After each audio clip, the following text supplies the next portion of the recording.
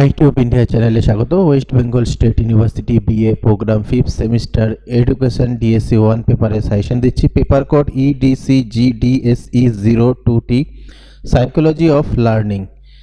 অবশ্যই এখান থেকে তোমরা কমন পাবে, আর স্টাডি মেটেরিয়াল দিয়ে দিচ্ছি, এর প্রশ্নোত্তর দিয়ে দিচ্ছি, যেটা লিঙ্ক ডেসক্রিপশনে রয়েছে এবং পাসওয়ার্ড ভিডিওর মাঝে দেখিয়ে দেওয়া হবে।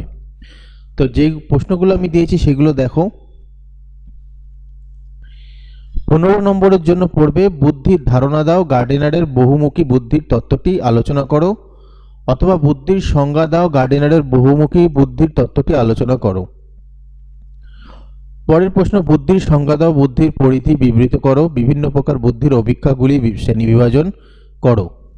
মান 5-এর জন্য পড়বে এই অধ্যায় থেকে বুদ্ধির পরিধি সম্পর্কে লেখো, বাচনিক অভিক্ষা ও অবাচনিক অভিক্ষার উদাহরণসহ সংজ্ঞা দাও।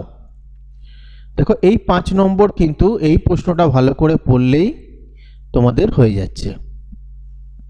পরের প্রশ্ন, বুদ্ধির অভিক্ষাগুলি শ্রেণীবিভাগটি লেখো। সেম ওই প্রশ্নটা পড়লেই হবে।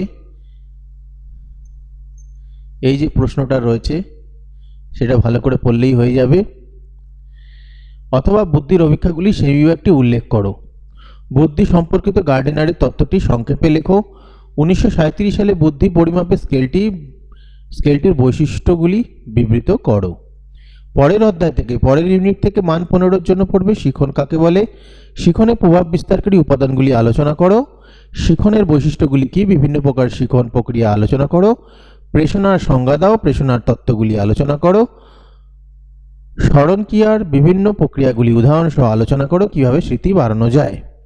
মান 5-এর জন্য পড়বে এই অধ্যায় থেকে শিখনের প্রকারভেদগুলি সংক্ষেপে লেখো, স্মৃতির উপাদানগুলি সংক্ষেপে আলোচনা করো, বিস্মৃতির কারণগুলি কি কি। পরের ইউনিট থেকে পড়বে মান 15-এর জন্য শিখনের প্রচেষ্টা ও ভুল বলতে কি বোঝো, থর্নডাইকের শিখন তত্ত্বে বর্ণিত সূত্রগুলি ব্যাখ্যা করো, শিখনের বৈশিষ্ট্যগুলি লেখো, শিখন সম্পর্কিত গেস্টাল্টের তত্ত্বটি আলোচনা করো। শিখনের বৈশিষ্ট্য বড় প্রশ্নে গতবার এলে, এবারে কিন্তু এটা ছোট প্রশ্নও আসতে পারে, তাই পড়ে রাখবে, এটা কেউ বাদ দেবে না। পরের প্রশ্ন,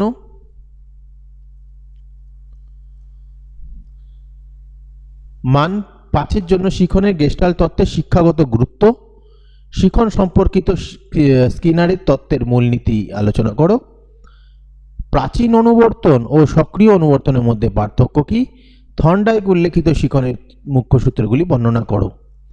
ক্রিয়েটিভিটি থেকে, ইউনিট 4 থেকে, সৃজনশীল ব্যক্তির বৈশিষ্ট্যগুলি কি কি, সৃজনশীলতা কি, সৃজনশীলতার পরিধি বিবৃত করো।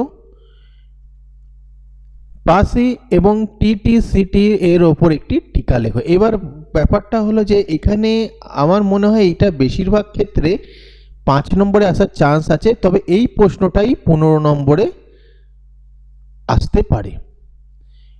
এটাও 5 নম্বরে আসতে পারে, এটাও 5 নম্বরে আসবে, কিন্তু এটা 15 নম্বরের জন্য হবে।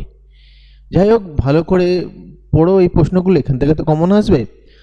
আর PDF পাসওয়ার্ড তো দিয়ে দেওয়া হয়েছে, ভিডিওর মাঝে দেখিয়ে দেওয়া হয়েছে, সেটা নিয়ে ডাউনলোড করে নাও। কোনো প্রবলেম হলে অবশ্যই জানিও। আর কি কি সাবজেক্ট তোমাদের লাগবে সাজেশান, সেইগুলো অবশ্যই জানাবে। আর 5th সেমিস্টারের গ্রুপ রয়েছে হোয়াটসঅ্যাপে, সেখানেও জানাতে পারো।